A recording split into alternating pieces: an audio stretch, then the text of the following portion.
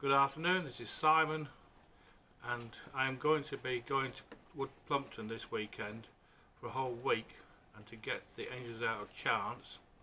do some work on the aft cabin and on the engineering room and the aft heads, and also eventually get all the furniture out of the main cabin,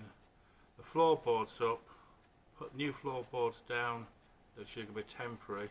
while the old floorboards get sorted out, cleaned and sorted out where they need to be.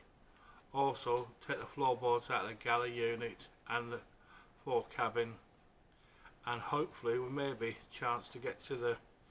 hatches and get those removed from the main cabin, the galley unit and the fore cabin,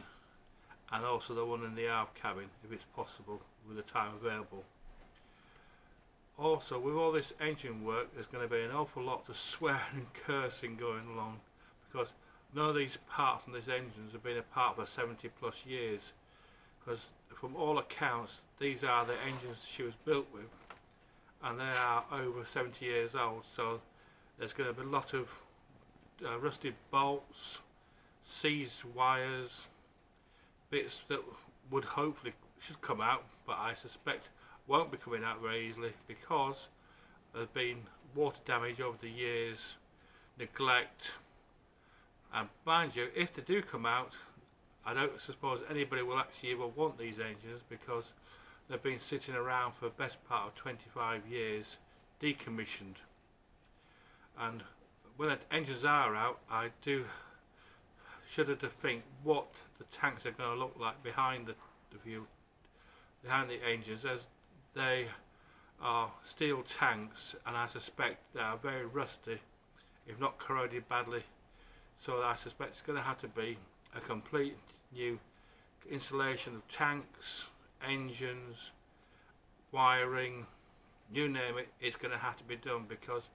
there's no way we're going to find a compatible engine to go in the space that's there. But I do have been told by many people in the marine industry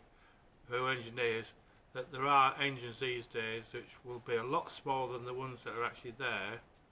and produce far more horsepower per size. The engines which are in there now are 3 litre 4-cylinder diesels,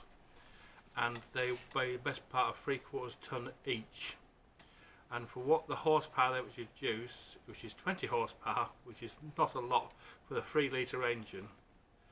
I suspect there's little 1600 engines out there who produce far more than what's going to be required to push Chance along once she's back in the water. So that's what the plan is this week: engines out, tanks out, and the remaining furniture.